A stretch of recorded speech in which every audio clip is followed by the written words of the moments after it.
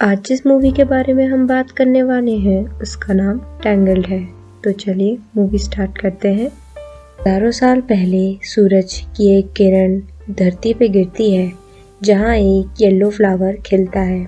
इस फ्लावर पे healing power होती है। तो एक दिन एक बुढ़िया आके जिसका नाम गौथैल होता है इस फ्लावर को ढूंढ लेती है और उस फ्लावर को गाना सुनाती है जिससे वो जवान हो जाती है और ये वो हजारों साल से करते आ रही होती है। टाइम जाता है और एक किंगडम बस जाता है नदी किनारे। वहाँ की क्वीन प्रेग्नेंट होती है और बहुत ज़्यादा बीमार हो जाती है। जब उन्हें जादुई फ्लावर के बारे में पता चलता है तो किंग अपने सोल्जर्स को उसे ढूंढने के लिए भेज देता है और सोल्जर्स उस फ्लावर को ढूंढ के ले आते हैं। फिर वो उसे उस क्वीन को पिला देते हैं जिससे वो बिल्कुल सही हो जाती है और एक छोटी सी प्रिंसेस को जन्म देती है। गौथैल को इस बारे में पता चल जाता है और एक रात वो प्रिंसेस के कमरे में आके गाना गाती है जिससे उसे पता चलता है कि वही जादुई पावर अब प्रिंसेस के अंदर है और उसके बाल ग्लो कर रहे होते हैं। तो वो उसके बालों का एक स्ट्रैंड काटती है पर उससे उसकी जादुई पावर ख़त्म हो जाती है। तो वो प्रिंसेस को किडनैप करके ले जाती है और डीप फॉरेस्ट में एक टावर में छुपा देती है और उसका नाम रपुंज़ल रखती है। दूसरी साइड दिखाते हैं कि किंग और क्वीन अपनी बेटी के बर्थडे में हर साल लालटेन जलाते हैं जिससे कि वो उसे ढूंढ पाए और ये एक निशानी होती है कि उनकी बेटी एक दिन उनके पास वापस ज़रूर लौटेगी। अगले सीन में दिखाते हैं थोड़े साल बाद रपुंज़ल बड़ी हो जाती है और उसका एक फ्रेंड पास्कल होता है जिसके साथ वो पूरा दिन रहती है। वो अपनी लाइफ से खुश होती है पर उसे बाहर की दुनिया को एक्सप्लोर करना था और ये पता लगाना था कि इतने सारे लालटेन उसके बर्थडे में कहाँ से आते हैं।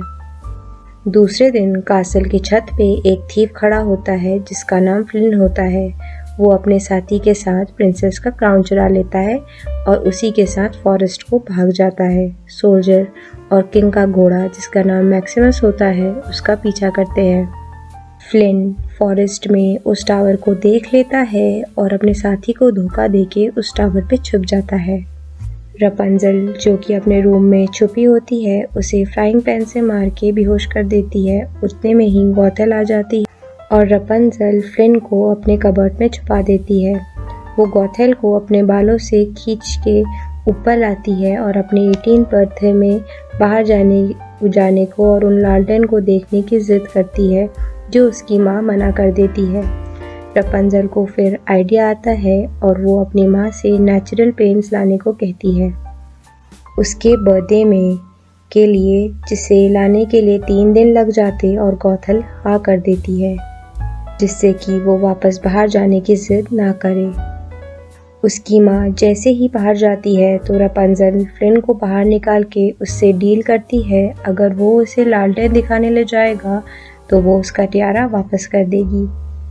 फिर वो दोनों निकल जाते हैं और रपुंज़ल पहली बार बाहर जाके नई चीज़ें एक्सपीरियंस करती है और काफ़ी खुश दिखाई देती है।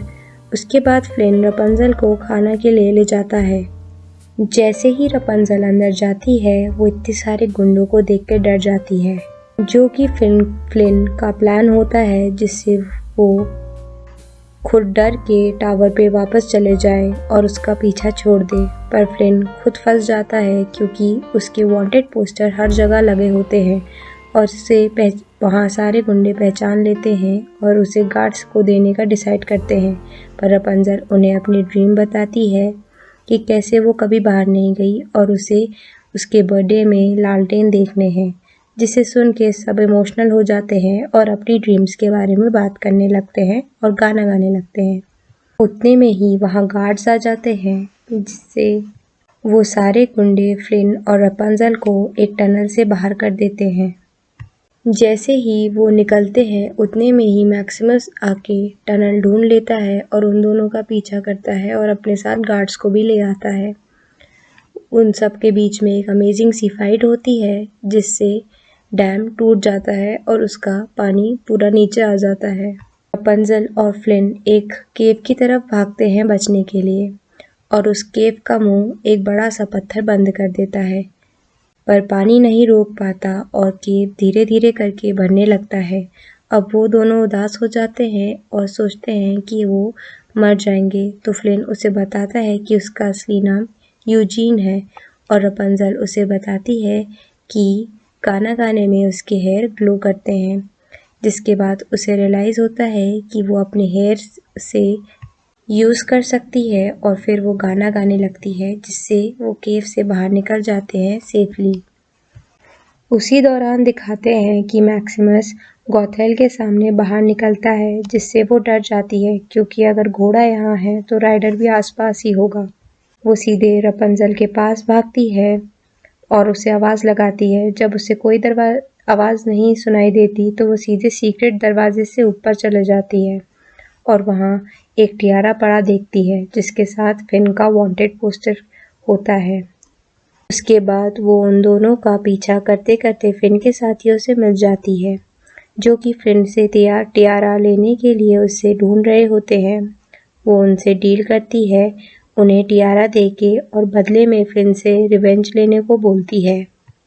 दूसरी तरफ रपंजल और यूजीन साथ में बैठे होते हैं, जहाँ रपंजल अपने बालों से यूजीन की चोट को सही कर देती है और उसे काफ़ी शौक लगता है। और फिर यूजीन को पता लगता है कि उसकी माँ उसे बाहर क्यों नहीं निकालती थी।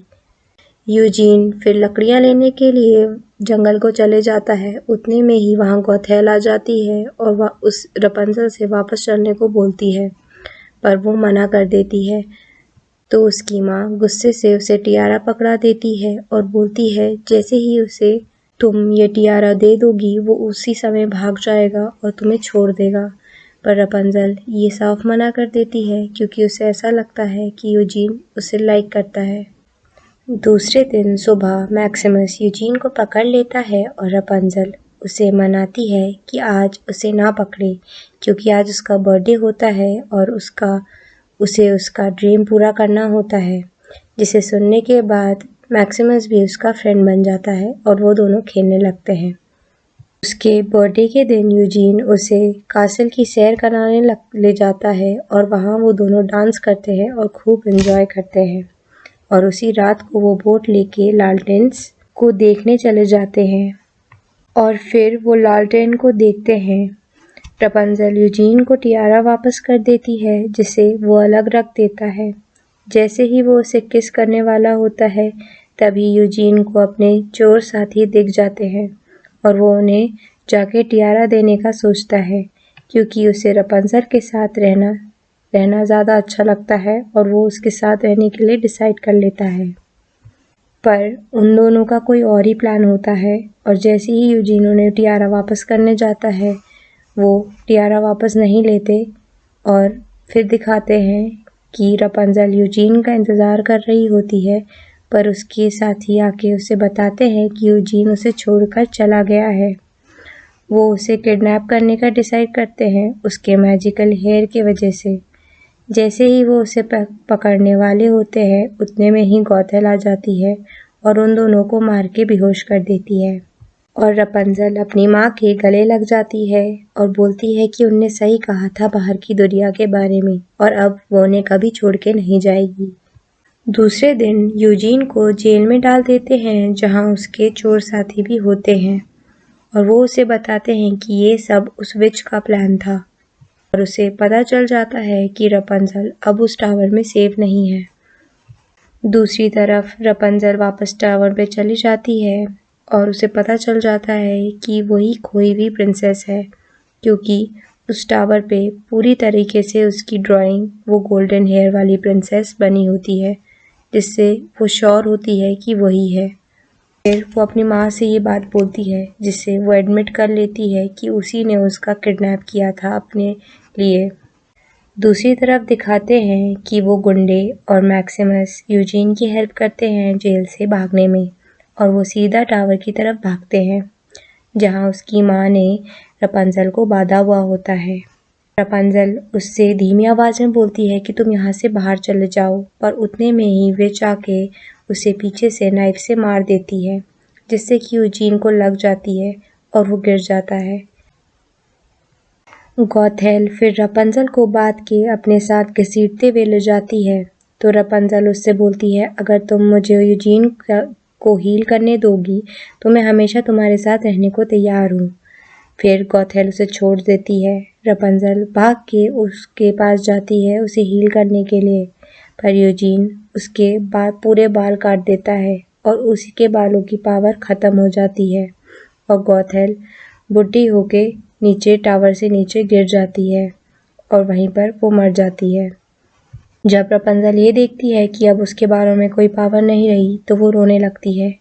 यूजीन उसी समय अपनी फीलिंग्स कन्फेस करता है और उसे बताता है कि अब रपंजल ही उसकी नई ड्रीम है और रपंजल और रोने लगती है, जिसमें उसके आंसू यूजीन के चीक्स में गिरते हैं, जिस पे अभी भी थोड़ा बहुत मैजिक बचा होता है और वो हील हो जाता है। वो फिर अपने पेरेंट्स से मिलके गले लगती है और वहीं मूवी का दी एंड हो जाता है। अगर आपको हमारी वीडियो पसंद आई तो इसे लाइक एंड सब्सक्राइब करें। Thank you for watching.